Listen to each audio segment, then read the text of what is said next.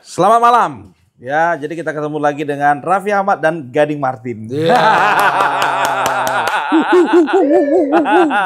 Versi KW, versi KW. Capek sebetulnya, udah jam 11 ya kan. Jam Kita 11. udah di Kalimantan Timur. Ya, tapi mau nggak mau ya kita harus bahas permasalahan di negara ini. Karena siapa lagi yang mikirkan negara ini kalau bukan kita. Anak bangsa yang mencintai negeri ini. Iya, tapi lucu ya kan. Kalau di sana jam 10, kalau di barat, di sini tuh udah jam 11 kan Jam begitu. 11, Tapi jamku ini tetap jam 10 di sini.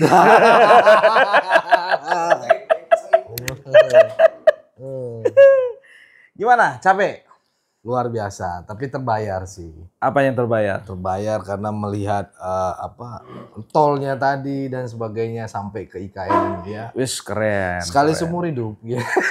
Enggak sekali seumur hidup, pertama kali. Oh gitu bahasanya gitu ya. Pertama kali di dalam hidupku. Tet, copyright. Ya. Tet. Ya. Ya luar biasa lah ya, kita lewat jalan tol. Ya bisa dikatakan ya ini adalah sebuah buah karya ya dari Bapak Joko Widodo. Tapi yang bikin kerennya itu bukannya tol bro. Kalau tol kan udah banyak. Ya IKN-nya itulah. IKN-nya. Ya. Padahal malam ini kita belum ada masuk. Belum ada. Masih di luar kita. Masih di luar. Masih di luar. Belum dikasih izin. Iya. Kayak mana mau ngasih izin jam 11? Makanya aku yakinnya Amin Rais bilang ini kota hantu, dia masuknya jam 11 malam kayak gini. Makanya dia bilang tempat buat anjing katanya. Makanya dia bilang City of Ghost, kota hantu. Ya dari dia datangnya jam 11 yang jumpa kuntilanak, tuyul, babi ngepet. Makanya Bahamin kalau datang ke sini itu jam 9 pagi. 9 pagi. Bukan jam 9 malam. Kalau bisa jam 6 pagi biar sambil senam. Iya. Kayak kita besok pagi ini, ya kan? Kita jadwalnya katanya besok olahraga, lari-lari pagi. Aku nggak yakin juga ada yang bangun ini. Jadi apa namanya kalau bicara tentang IKN ini ya tidak lepas lah nama dari presiden yang mengeksekusi siapa bro? Joko Widodo. Joko Widodo udah pasti. Presiden ke-7 ya. Presiden ke-7 dan kita yakin juga ya Bapak Prabowo pasti akan melanjutkan IKN ini dengan luar biasa. Karena aku perhatikan juga tadi dibilang katanya mangkrak banyak orang kerja padahal kan tadi kan. Iya, banyak yang kerja, alat-alatnya canggih-canggih semua ada di situ ya kan. Pekerjaannya semuanya. Smart City lah ya. Aku perhatikan juga konsepnya itu Smart City ya kan. Kok tahu kita belum masuk? Itu namanya feeling. Feeling ya. Iya, jadi dari luar aja udah kecium aromanya. Udah kecium. Gitu. Berapa jam dari Balikpapan tadi? Kita 2 jam. 2 jam lah ya, 2 jam lah kita dari Balikpapan. Ya pokoknya dengan beberapa drama ya. Mulai dari pesawat kemarin itu si Kang Jimmy bikin gara-gara belum di apa? Belum di boarding pass. Belum di boarding pass tuh, udah mau berangkat. Dengan gayanya santainya begini-begini ya kan? Aduh. Ya, jadi sebetulnya ini adalah persembahan yang terbaik buat kita semuanya. Ya, IKN ini Ibu Kota Nusantara. Karena memang bisa dikatakan ya, ini adalah apa ya? Legacy. Legacy yang luar biasa. Masa depan juga ya. Masa depan lah, sudah pasti masa depan ya. Jadi kalau berbicara masa depan itu udah pasti yang muda-muda, kalau udah tua-tua kayak Amin Rais itu udah gak ada lagi masa depannya itu.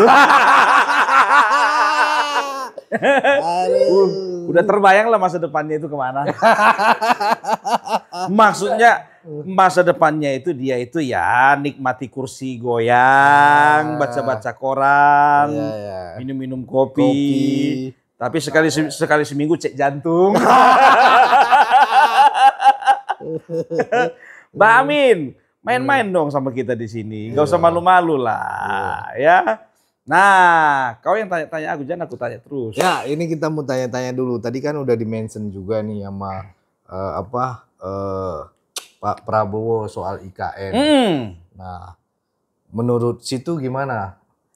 Kalau udah di-mention berarti dia punya atensi dong, punya perhatian khusus. Mungkin saat ini ya kita perhatikan Bapak Prabowo itu lebih aktif untuk luar negeri. Salah satunya pasti lagi mengusahakan untuk investor semakin banyak ada di IKN. Di Indonesia lah secara umum, secara khususnya salah satunya itu ya di IKN ini.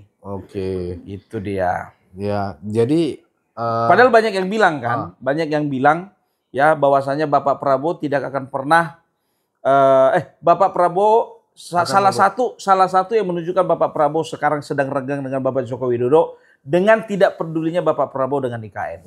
Ya.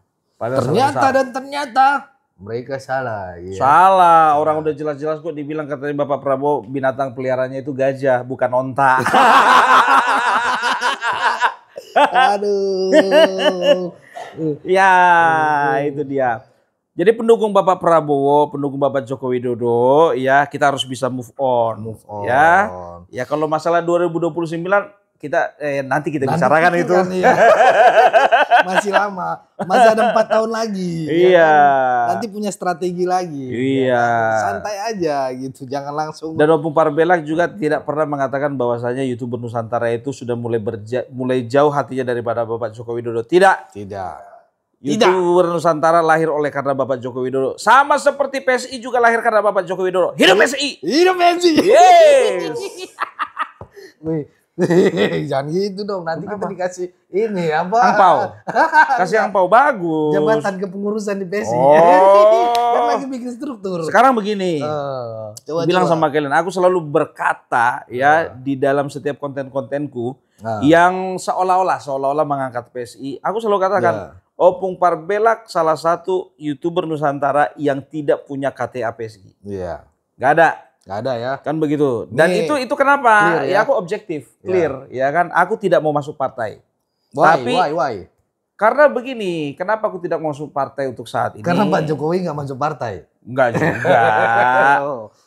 Tahu kenapa Pak Jokowi itu tahu kenapa Pak Jokowi itu jadi ikonnya PSI?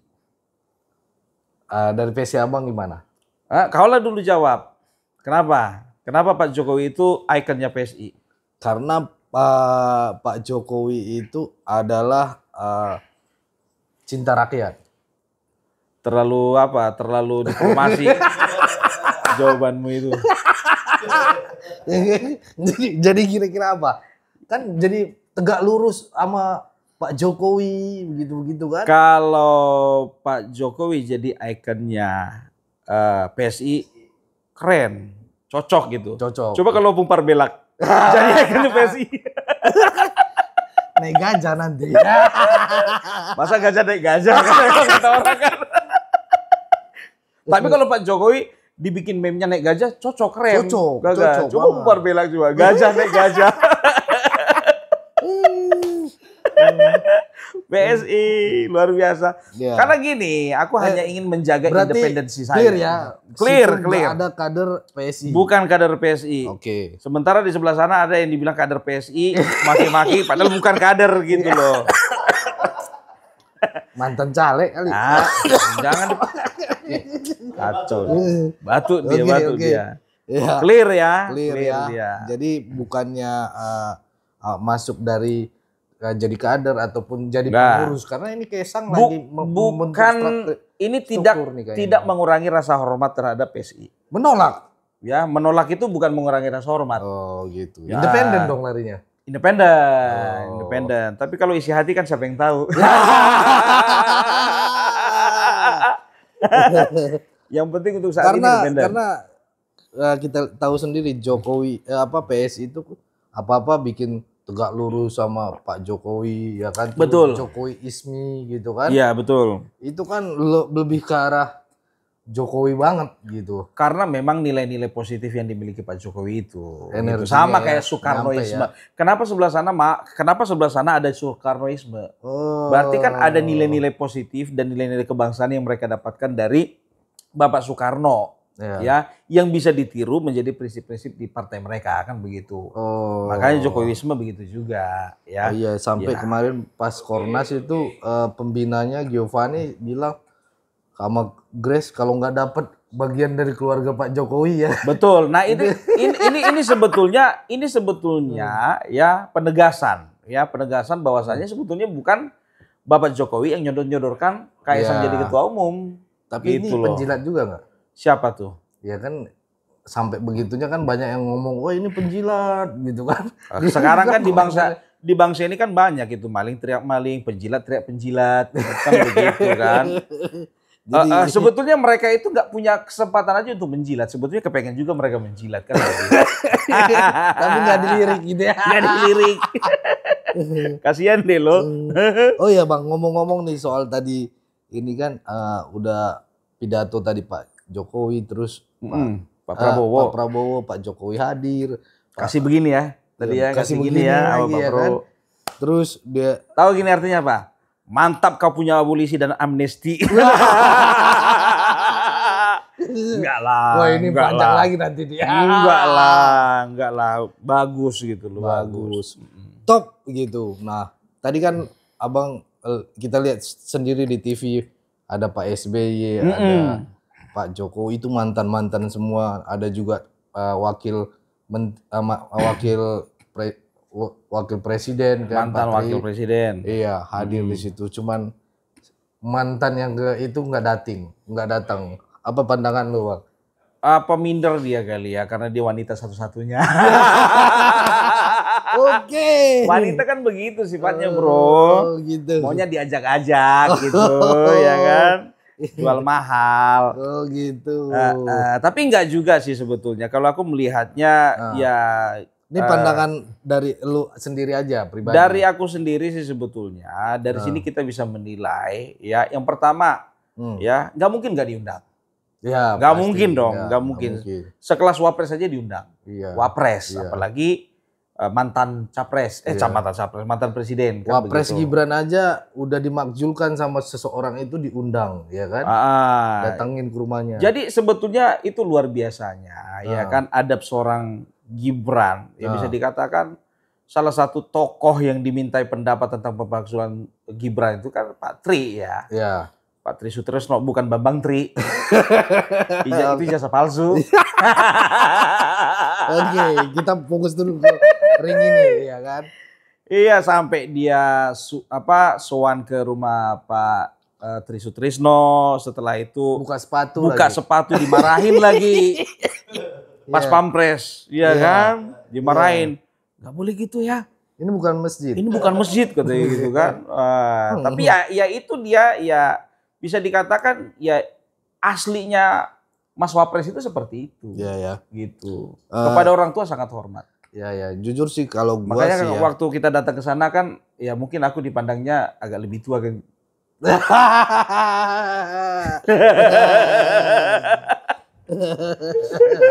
Gitu. Terus padahal sebenarnya dia nggak ngerti apa yang kita bilang tapi gini. Karena kita lebih tua. Berumur soalnya. Tapi kalau lo ibaratnya di posisinya Mas Gibran kan kemarin sempet itu jenderal lo, mantan wapres lagi ya kan, mantan wapres sempat mengajukan pemakzulan ini.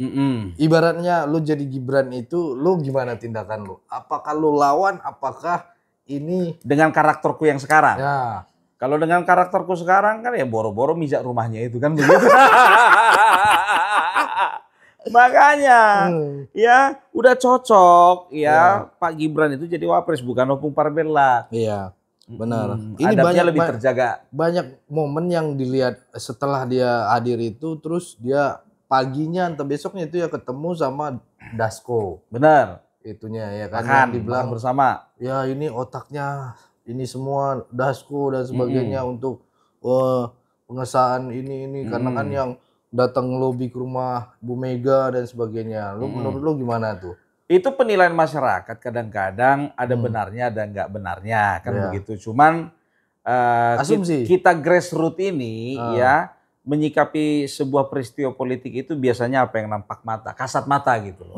Padahal permainan elit itu seringkali tidak seperti itu. Gitu dia, ya kan? Tapi di akar rumputnya ribut. Akar rumputnya ribut. Di atas makan bersama kan gitu. Nggak masalah. Ini nggak masalah. Inilah apa namanya? Inilah warna sari di dalam perpolitikan itu. Ya. Gitu ya, harus ada gitu loh, harus beda pemikiran. Artinya perpolitikan Indonesia udah mulai dewasa dong. Udah mulai dewasa di kalangan atas.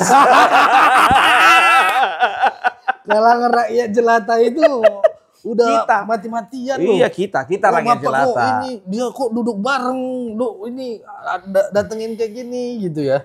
Apakah kurang ada tim komunikasinya Wapres ataupun ini gitu? Biasa kan melarang, biar jangan beginilah. Ini di akar rumput di bawah ini lagi goyang. Sebetulnya yang bikin masalah kan netizen. Ya. Belum apa-apa udah bikin meme. Iya. Aduh, apalagi tuh rame tuh ya kan 2029 tidak pilih Prabowo lagi.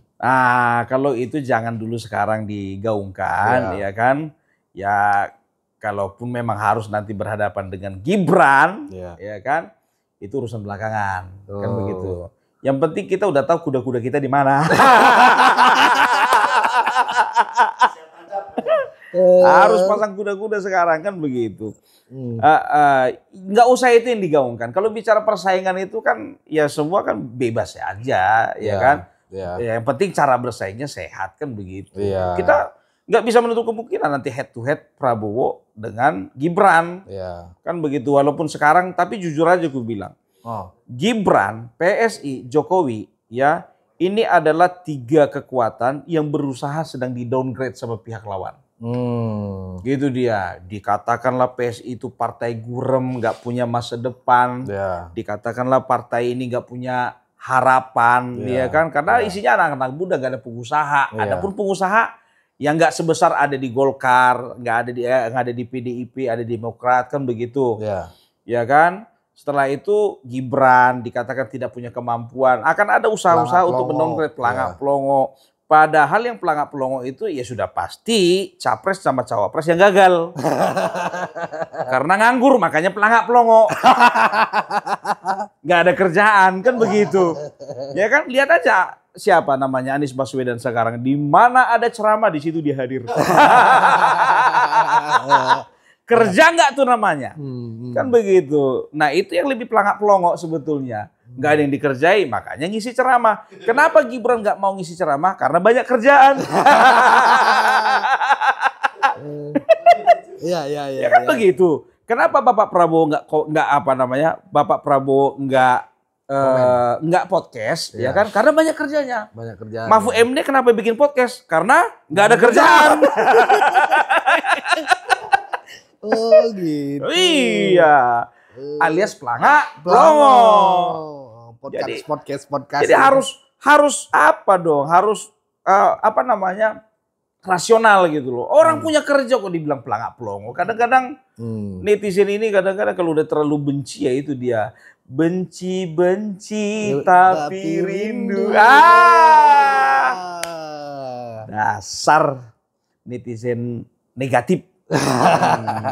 Itu dia. Tapi dari ini Bang, menurut lo ini kan mulai pendukungnya Pak Jokowi, Gibran, Pak Prabowo itu mulai pecah. Dari pemikiran lo gimana? Sebetulnya yang pecah sih enggak, hanya segelintir orang saja yang memanfaatkan, yang merusak suasana sih, ya kan? Oleh karena mungkin terlalu terbawa perasaan, hingga hilanglah kemampuan rasionalitasnya itu, kan begitu ya. Tapi nggak masalah sih, karena apa? Ya itu hak seseorang ya menyukai, mencintai, bahkan mencintai dan menyukainya sudah terlalu, itu hak seseorang. Makanya itu dinamakan cinta buta. Cinta buta ya, bukan cinta gila ya? Enggak, cinta buta kan begitu. Makanya tindakannya itu membabi buta. Bayangkan, membabi buta, udah haram cacat lagi. Babi buta, ya kan? Ya, hidup lagi. Aduh.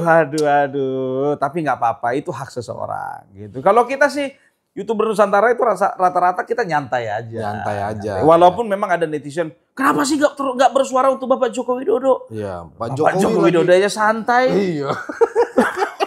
Masa gitu mau sosokan. Ini kan dihina, ini kan Tom Lembong kan lawan dia, ini kan lawan dia.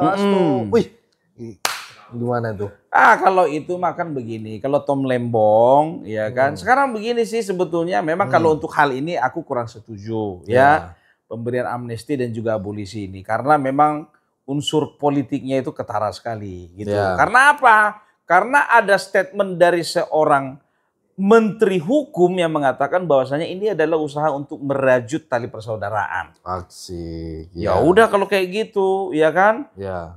Bebaskan aja Sambo supaya terajut tali persaudaraan antara keluarga Sambo dengan keluarga Joshua. Ya, kalau memang itu alasannya. Kan begitu, itu kan alasan yang nggak masuk akal. Bikin tidak memberikan solusi sebetulnya itu. Tapi ya udah, ya karena aku perhatikan pun juga, ya pendukung Bapak Joko Widodo itu ya sempat kecewa, marah, ya ada yang bilang menyesal milih Pak Prabowo gitu kan. Tapi aku melihat sampai sekarang itu gaungnya udah mulai redup, senyap gitu. Karena sudah berusaha untuk menerima, gimana pun juga Bapak Prabowo itu adalah presiden kita, walaupun di dalam hati tunggu tanggal mainnya. Tunggu tanggal mainnya. Iya, kalau bicara tunggu tanggal mainnya kita mainkan. Tapi saranku ya jangan berlama-lama lah di kalangan akar rumput ini yang. Iya, sudahlah kan begitu. Ya. Karena masih ada 4 tahun lagi Pak. Cukup Prabowo. Kalau yang itu nggak usah kalau bisa nggak usah dibahas. Biar kami yang bahas. Iya. Enak jadi pendengar ya kan.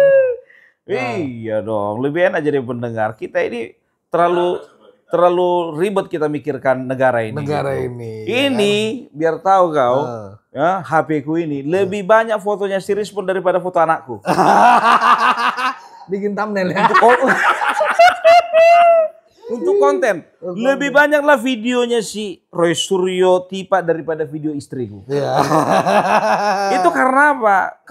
Karena apa namanya? Saking memikirkannya kita dengan negara ini.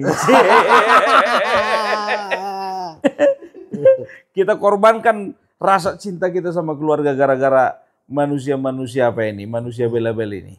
Tapi ngomong-ngomong soal Rizmon, Roy, pandangan lu itu akan masuk apa enggak nih? Apakah dapat abolisi juga nih? Ya kan? Kalau abolisi kayaknya nggak mungkin. Nggak mungkin. Tapi kalau dapat amoksilin kayaknya iya. Ini kita hampir setahun loh ini pembahasan di stasiun TV itu aja terus ininya. Ya kan? Sekarang begini, ya kan? Kalau bicara tentang kalau bicara tentang aspek politik sama hukumnya, ya kan? Ya kalau misalnya amnesti yang diberikan kepada Bapak Hasto yang terhormat tapi tingkah lakunya kurang terpuji. Ya kan kental itu unsur politiknya itu. Ya kan? Sekarang udah balik lagi loh. Sekjen. Iya. Bodoh amat. 2029 itu sebetulnya ya kan udah ngapain malu-malu kucing kemarin dibilang katanya PDIP nggak ada sekjen, sekjennya langsung Megawati, tulis aja kenapa emang ya mentang-mentang karena baru keluar dari penjara gitu. Udah tahu kita ujung-ujungnya ke sana ya kan, dan aku bisa yakinkan PDIP akan jalan di tempat. Kenapa bilang ketua umum nggak diganti, sekjen nggak diganti. Artinya apa? Gitu-gitu aja. Gitu-gitu aja. Nggak ada perubahan. GGA ya, gitu-gitu aja. Makanya aku pernah berpandangan kan begitu. Kalau mau PDIP ya bisa bagus ke depannya itu. Tapi memang ini resikonya besar sih. Besar untuk keluarga Megawati. Ya, maunya ya ketua umumnya ganti dong. Nggak usah jauh-jauh, ya udah Puan aja, Puan Maharani gitu. Tapi kan nggak sekuat powernya Bu Mega. Siapa? Yang sekarang ini maksudnya kalau Puan diganti, ya kan? Itu kan tergantung bro, mensiasatinya semua kan strategi kan ada aja. Bagaimana cara, sama kayak AHY, coba bayangin ya. Kurang kuat apa sih Bapak SBY dibandingkan AHY? Kan begitu, bisa dikatakan partai itu pun sebetulnya belum siap untuk dipimpin AHY daripada SBY. Karena apa? Ya masih butuh mereka itu sosok SBY sebagai pendiri. Kan begitu. Tapi mau nggak mau ya SBY itu ya bisa dikatakan mengusahakan supaya anaknya ini diterima di internalnya Demokrat dan diterima di mata publik. Gitu. Sudah dipersiapkan dengan matang. Akhirnya coba, ya kan sekarang orang udah tahu ketua umum Demokrat siapa? AHY. Kan begitu. Dan aku melihat makin ada perbaikan kesininya gitu. Ya PDIP begitu juga sih sebetulnya. Ada kemungkinan makin besar itu.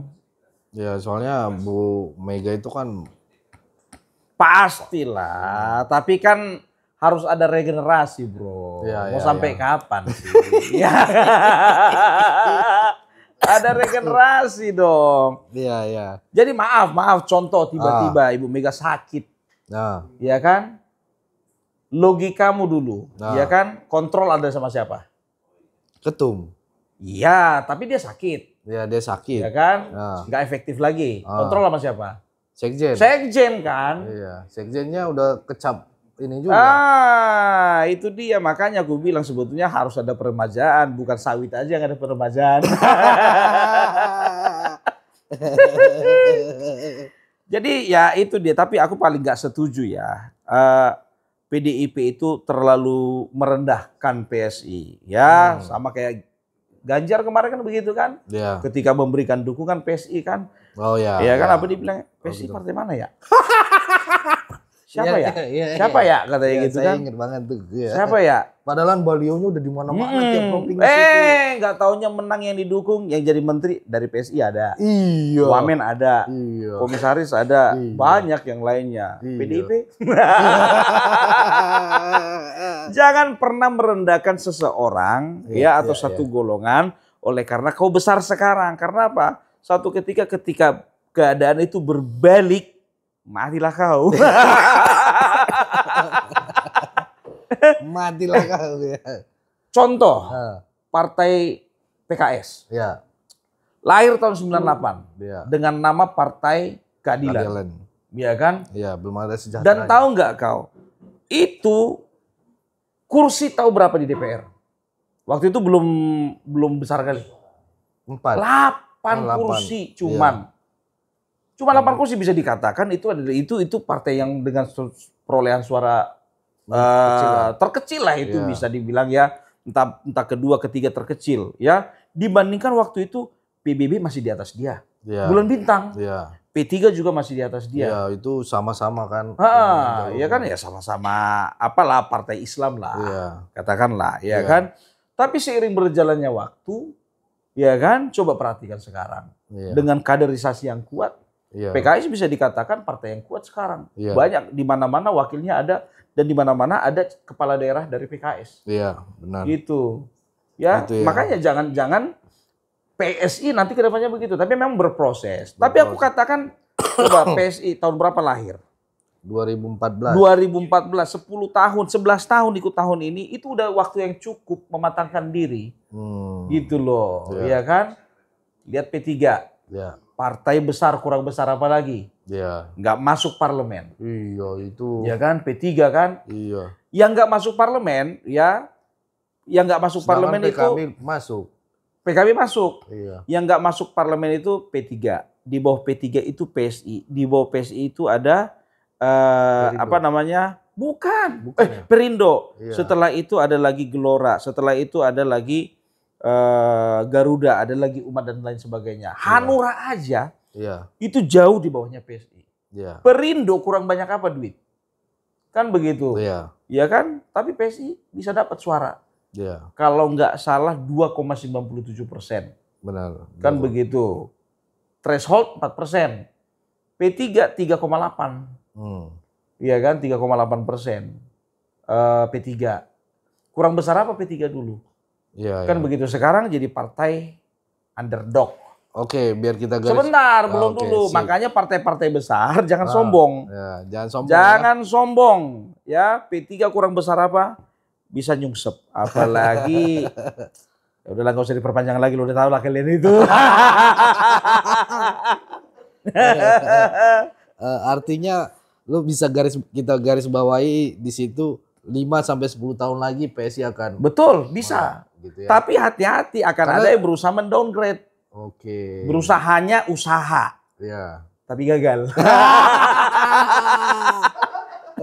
Usaha mendowngrade tapi gagal. Masih banyak yang cinta sama Joko Widodo. Gak bisa menutup mata kita dengan hal itu. Coba sampai sekarang. Berapa ratus orang yang bertamu ke rumah Bapak Joko Widodo hanya untuk minta foto-foto. Iya. Ke rumah Megawati ada? Minta foto-foto. Capek dia ngadapinnya. Ada nggak? Enggak kan? Itu dia. Iya. Cuman Pak Jokowi ini memang luar biasa sih ini yang kenapa mau menerima padahal dia kan udah nggak menjabat ya kan. Pandangan lu gimana sih? Menerima apa? Tamu-tamu itu yang ke Solo menurut lu? Nah begini, kalau itu sih sebetulnya kalau aku katakan sih itu sebagai pelampiasan. Kenapa pelampiasan? Karena ketika dia menjabat dulu, ya bisa dikatakan ada batasan-batasan, ada protokol, kan begitu. Dan dia kerja, gitu. Jadi kepengen, sebetulnya hatinya itu kepengen dekat dengan masyarakat, dengan rakyatnya. Cuman karena banyaknya pekerjaan, ya kan, ngurusin ini, ngurusin itu, segala macam. Ya akhirnya sekarang lah dia punya kesempatan yang lebih banyak dan juga kesempatan yang lebih leluasa menyapa masyarakat gitu. Oke, mantap banget nih ini yang kita. Apa? Udah bingung lagi kok mau nanya apa?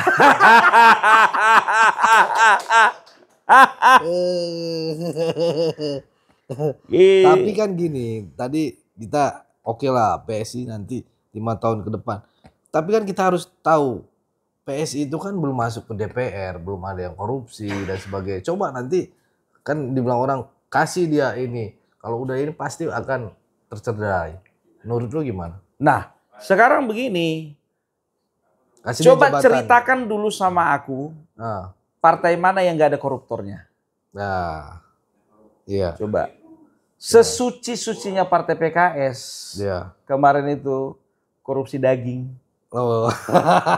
Ya kan menterinya ya kan tetap ada korupsinya kan karena nggak bisa dikatakan ya partai itu nggak ada yang bersih amat dan juga nggak ada yang kotor amat gitu loh, tergantung kita memilihnya kemana gitu ya.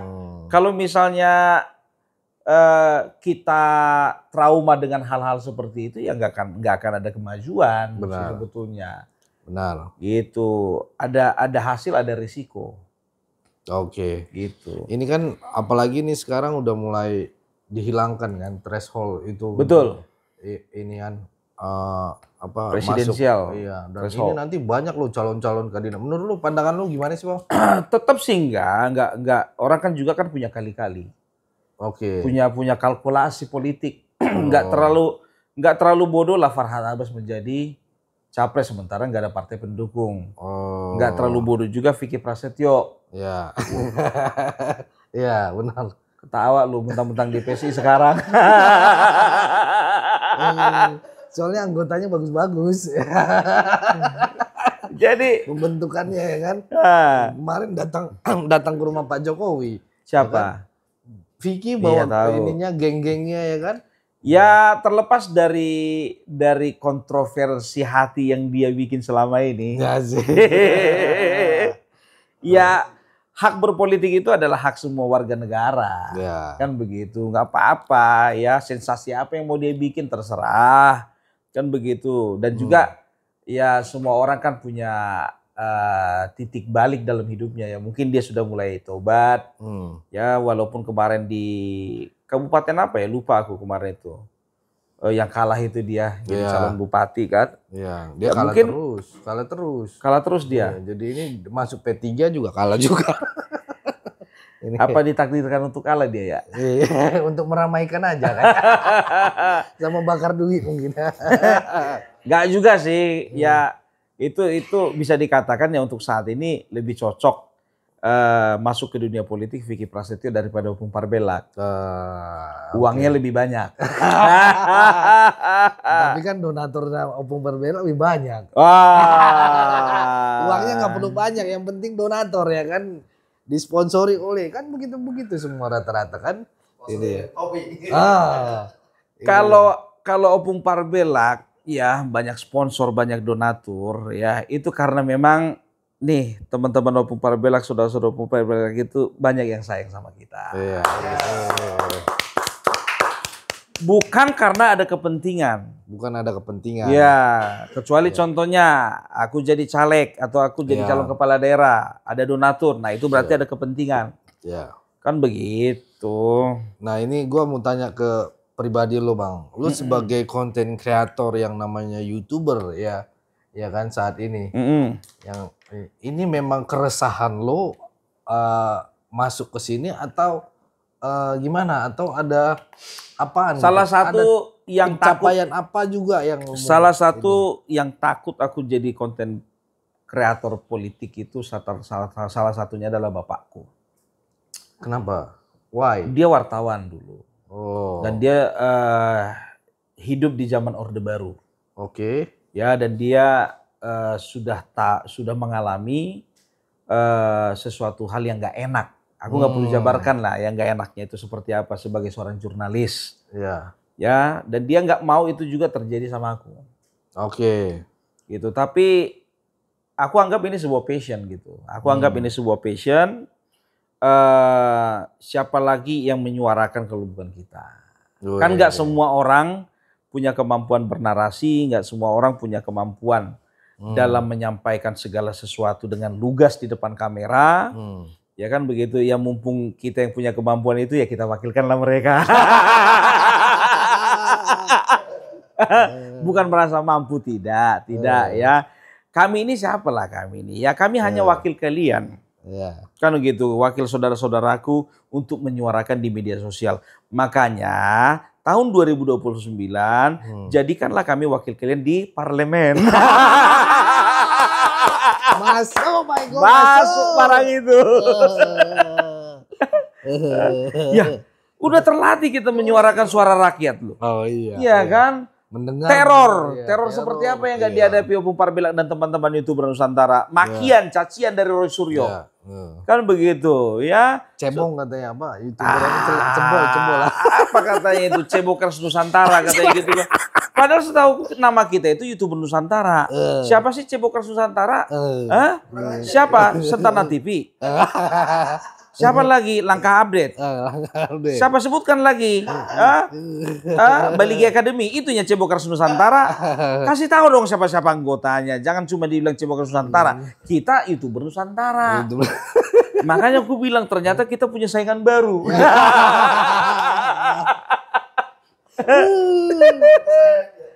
Punya saingan baru. Namanya Cebokers Nusantara. Aduh.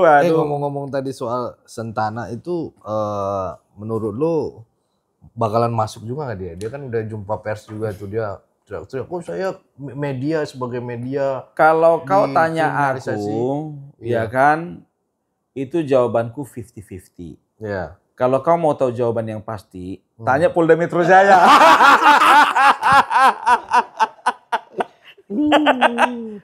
Logis kan? Logis dong. Ada nomornya samamu enggak?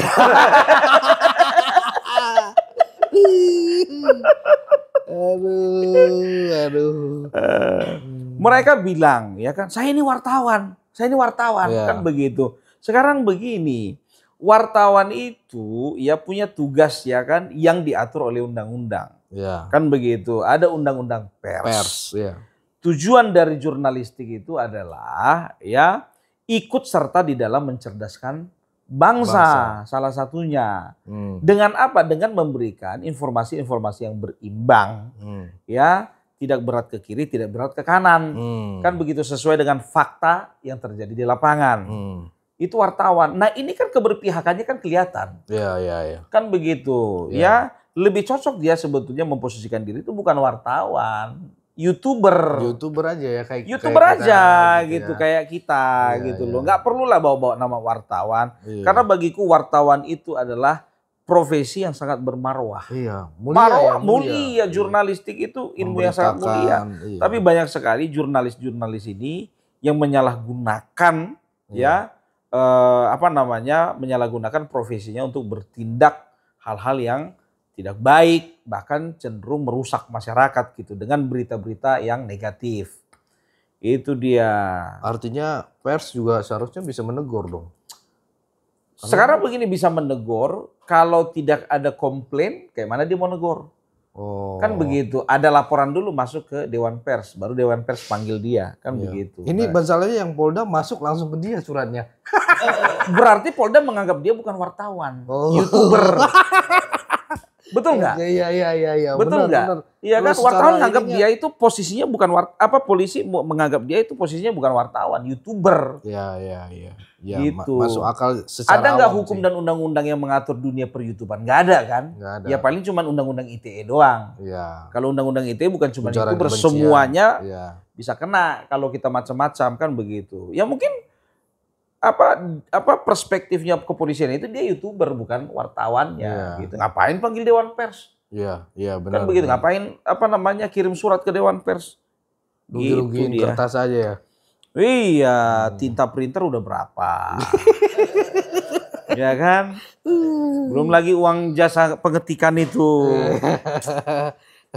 Udahlah, ya kan? Kita sesama YouTuber, sesama konten kreator ya. Jadikanlah media itu sebagai wadah kita untuk berkreasi. Ya, hal-hal yang positif, jangan yang negatif. Coba Sentana itu kan udah dari dulu ya medianya kalau kita tarik. Udah lama itu. Semenjak dipegang dia kali ya. Apa tuh? Ininya makanya begini kan. Ya nggak tahu juga lah kalau kita itu kan bukan ranah kita ya untuk membicarakan karena memang itu kan usaha keluarga gitu. Oh, usaha keluarga. Usaha keluarga itu. Sentana itu usaha keluarga. Sentana TV. Berarti lu nanti jadi YouTuber temurun ke anak dong. Wah, ngelihat nanti lah. Ya, kalau misalnya nggak ada passion anakku ke situ, ngapain ku suruh dia jadi YouTuber? Iya. Itu dia. Karena memang risikonya besar. Iya. Risikonya besar apa tuh, Bung? Kriminalisasi juga nggak kayak kalau risikonya besar itu yang pertama risiko kesehatan. Ya. Jadi YouTuber Nusantara itu ya isinya orang sakit semua. Ini baru opnam ini. 2 hari opname dia. Gara-gara kurang istirahat dia. Ya kan konten tiap malam. Gitu juga Opung Parbela, begitu juga bulan Maret itu masuk rumah sakit. 4 hari opnam. 4 hari. Naik gula sampai 500. Iya. Ngeri. Kurang istirahat, begadang terus gitu loh. Karena kita kadang-kadang begini, ada satu berita yang kita harus kejar malam itu supaya tayang besok pagi. Kan begitu. Maksudnya apa? Biar fresh from the open gitu. Jadi memang betul-betul ya kita bisa menyajikan secepat mungkin kepada masyarakat. Ya itulah kita kadang-kadang korban kesehatan, kadang korban juga satu-satunya profesi yang gak ada hari liburnya konten kreator, YouTuber. Gak ada hari liburnya. Mau Senin, Selasa, Rabu, Kamis, Jumat, Sabtu, Minggu konten terus ya kan. Siangnya ditelepon orang. Tapi ingat ya teman-teman ya. Kita ini walaupun konten kreator, kita ini semua masing-masing punya pekerjaan. Ya, bukan YouTuber Nusantara itu nggak ada yang nganggur. Iya. Semua ada pekerjaan gitu loh. Ya, jadi memang betul-betul jadi YouTuber ini ya ini cuman iseng-iseng aja ini. Persiapan 2029.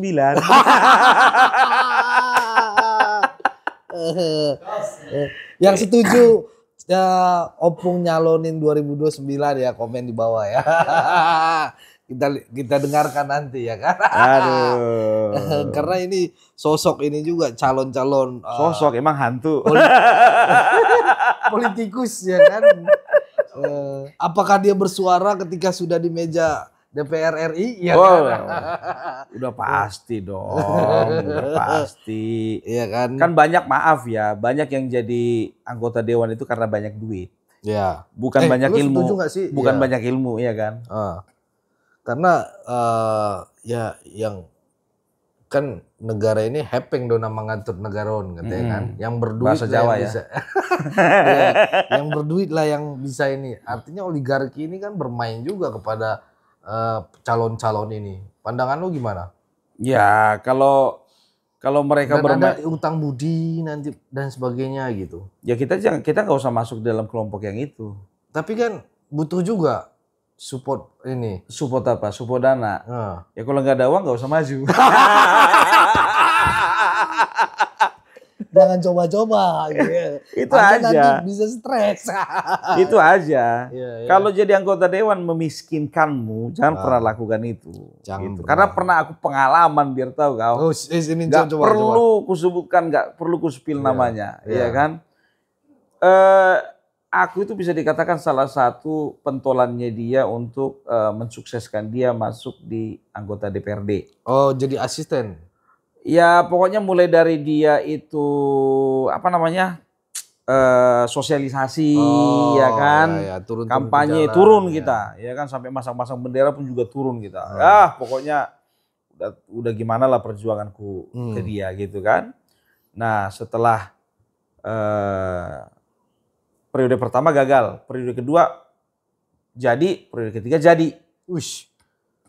Gitu dia. Makan dong jadinya. Nah, jadi yang kuperhatikan ya, mereka ini setelah di atas gitu loh, mereka terlena. Ya, ya. Mereka lupa sama pemilih. Ya. Aku udah berapa kali bilang, ya kan, kau itu ya jangan cuman mendekatin masamu itu ketika kau mau mencalonkan diri lagi. Cara mendekatkan diri sama mereka itu gampang. Turun kau ke lapangan, entah hari Jumat, entah hari Sabtu, entah hari Minggu, 1 hari seminggu aja, ya kan? Ya. Katakanlah ya di kelurahan sini. Ya. Cari kedai kopi yang biasa orang nongkrong. Di situ kau ngopi. Banyak nanti. Bayarin. Iya, kasbon jadinya. Enggak, bayarin aja kopi gitu kan, minum. Dah. Begitu apa? Pura-pura aku duluan lah ya. 1 2 3 4 5 kali 5 kali 10.000, 50.000 nih. Duluan ya gitu. Itu jadi ngasih kesan. Nempel ya. Pesan gitu. Ya. Baik nih kan begitu, nggak usah lama-lama, ya kan? Ya. Karena apa? Kalau lama-lama makin banyak yang ngopi. Makin dikerumunin, ya kan? Ini ya. Targetin aja, ya kan? Setengah jam di sini, ya kan? Jalan lagi ke sono setengah jam. Yang penting kita ada kesan gitu. Ya. Ini enggak gitu. Asal apa? Ya udah, akhirnya dia berakhir dengan utang piutang dan tidak punya aset. Habis semua. Habis semua. 2 periode jadi anggota dewan habis. Gitu dia, karena dia tidak menjaga kepercayaan masyarakat itu. Jadi memang betul-betul dia itu menjadi anggota dewan itu ya karena kekuatan duit.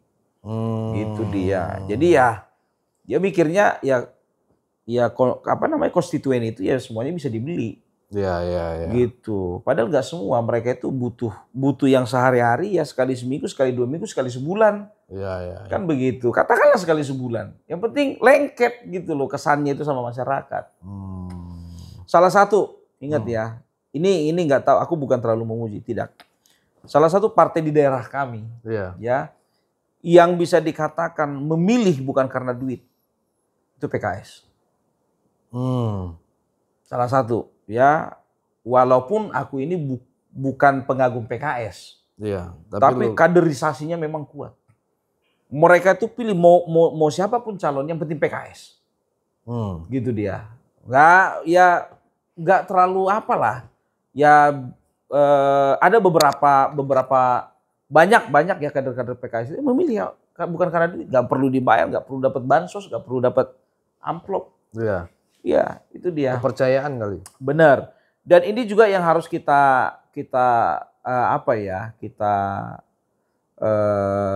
akui dari PDIP. Jadi bagiku itu ada 2 partai kuat kaderisasinya. 1 PDIP, 1 PKS. Kenapa PDI? Militan. Oh, militan. Militan. Oke. Gitu ya. Tapi dulu. Ini udah denger belum? Itunya. Apa tuh? 3 kadernya pindah seberang. Oh, pindah sekarang begini, begini bro. Bedanya zaman sebelum, bedanya zaman Orba sama reformasi. Orba orang milih partai. Oh ya. Kan begitu. Karena sosok berarti. Sekarang sosok gitu. Jadi ketika ada sosok ya yang memang betul-betul bisa dijual oleh partai tersebut, orang akan lihat sosoknya. PDIP kenapa bisa 2 kali menang? Karena mereka menjual sosok Joko Widodo. Logika begini bro. Ya.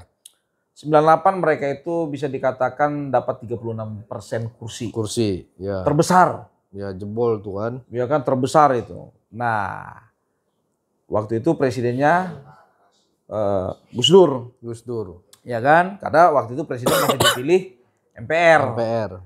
Gus Dur presidennya, terjadi pelengseran. Ya. Akhirnya Megawati naik jadi presiden. Karena dia wakil kan, otomatis naik jadi presiden. Nah, karena tidak menjaga performa dia dan juga kinerja dia dan mengecewakan masyarakat, ya. Pemilu berikutnya, ya 2004. Ya. Kalah dia kan? Kalah. Karena lawannya SBY. Ya nggak sih? Sebetulnya intinya bukan karena lawannya SBY. Siapapun lawannya saat itu sebetulnya, ya. Karena masyarakat udah terlanjur kecewa sama dia. Mungkin juga bisa menang. Okay. Mau JKK itu waktu itu calon presiden lawannya Megawati. Iya. Mau siapakah itu bisa jadi gitu. Benar. Ya kan karena apa? Rakyat udah kecewa. Perolehan suara perhatikan menurun kan? Iya. 2004 perolehan suara di parlemen menurun PDIP. Iya. 2009 makin menurun. Iya. Demokrat nomor 1. Iya. Ya kan sempat Demokrat memimpin. Iya. Kan begitu kan? Itu kan? Enggak, apa di parlemen. Oh, di parlemen itu di 2009. Iya. Nah, 2014 ya kan? Masuk karena mereka jualan sosok Bapak Joko Widodo, ya udah mulai naik lagi. Iya. Itu dia. Itu 2014. 2019 jualan lagi sosok Bapak Joko Widodo. Naik lagi. Makin menjulang. Ya. Nah, 2024 mereka dengan PD-nya mengatakan gak ada Joko Widodo kita menang kok di parlemen kan begitu. Iya. Ranking 1. Perolehan kursinya lihat merosot 18 kursi. Hilang. Ranking 1 memang. Iya. Kan begitu. Tapi hilang 18 kursi apa guna? Kan begitu. Kenapa bisa hilang? Ya orang ini tandanya bahwasanya ya walaupun kalian ranking 1 tapi kalian sudah kehilangan trust dari masyarakat. Iya dong. Iya. Rasional kan? Iya, rasional. Logis kan kalau aku bilang seperti itu. Gitu dia. Tapi bukannya emang semua ini kan nggak bakalan bisa memuaskan semuanya. Rakyat itu gitu. Dan nggak bisa sempurna kan. Pasti ada hal-hal yang salah dan sebagainya gitu. Itu gimana pandangan lo? Nggak bisa tentang memuaskan siapa? semuanya. Tentang siapa? Nah buktinya sekarang Pak Jokowi, ya kan, udah pas kemarin 2014 naik, 2019 booming juga namanya, ya kan. Setelah dia turun banyak sekali orang-orang ini, gerombolan ini juga yang ngurusin ijazahnya lah, inilah apalah gitu. Itu kan dia menyerang. Kira-kira, aku tanya samamu, ini pertanyaan sebetulnya yang belum pernah ku ajukan kepada siapapun. Kalau misalnya Joko Widodo masih ada di dalam PDIP, kira-kira ijazah palsu itu se-booming ini nggak? Tidak. Nah, banteng itu keras, bos, ya kan, dibilang lagi. Jadi udah tahu kan? Ya, itu dia. Yakin kalau misalnya masih ada di PDIP, masih Joko Widodo masih ada di PDIP gitu, ya nggak akan sepertinya ini. Gua nangkapnya lo itu mengenal sekali sosok Jokowi ini ya. Nah makanya gue mau tanya nih sama lu bang, kenapa Pak Jokowi mau keluar dari yang membuat dia 2 periode menjadi presiden? Itu objektif kan, kita ya, bukan subjektif ya. Iya. Ya sekarang begini ya kan, kenapa dia keluar itu pasti tidak ada asap kalau tidak ada api. Terus. Ya kan? Iya. Nah, Artinya, pemicunya apa? Banyak sebetulnya pemicunya banyak sih. Banyak. Yang pertama itu mungkin ketika dia dikatakan sebagai petugas partai dia kurang bisa terima, ya kan? Iya. Petugas partai itu mungkin konotasinya dia, ya, Yang perspektifnya dia, ya. Kenapa sih aku ini nggak bisa dihargai gitu? Aku sih presiden gitu, ya. Memang betul kalau partai aku ini kader, kan begitu. Tapi kalau di pemerintahan, ya aku ini presiden gitu, kasih aku powerful dong, kan begitu, ya kan? Nah, sementara kita udah bisa lihat kan pidatonya Megawati coba bilang, apa? Masa PDIP cuma mau dikasih 3 menteri? Oh nggak bisa kan begitu goyang-goyang dia, nggak bisa, ya kan? Jadi artinya apa? Untuk untuk komposisi di kabinet pun berarti Megawati ikut campur kan? Harusnya kan itu hak dia, prerogatif dia sebagai presiden, kan begitu. Nah, harusnya ya sebagai ketua umum yang bijaksana, dia itu udah harus menghibahkan dan merelakan ini dihibahkan kepada rakyat gitu loh. Udah terserah kau lah, kan begitu. Apa yang kau pandang baik bagi partai gitu. Terus dalam ininya perspektifnya, ya kan? Iya, itu cuma satu aja masih. Jadi karena memang sudah malam, udah 55 menit kita kebersamaan malam ini, kita istirahat. Besok kita mau ada kegiatan bersama dengan Raffi Ahmad dan Gading Martin. Yes, Gading Martin. Kalau kita jadi caleg nanti begini ya. Foto nomor 1. Ya, jadi kita ketemu lagi di konten berikutnya. Bye bye. Bye bye. Thank you.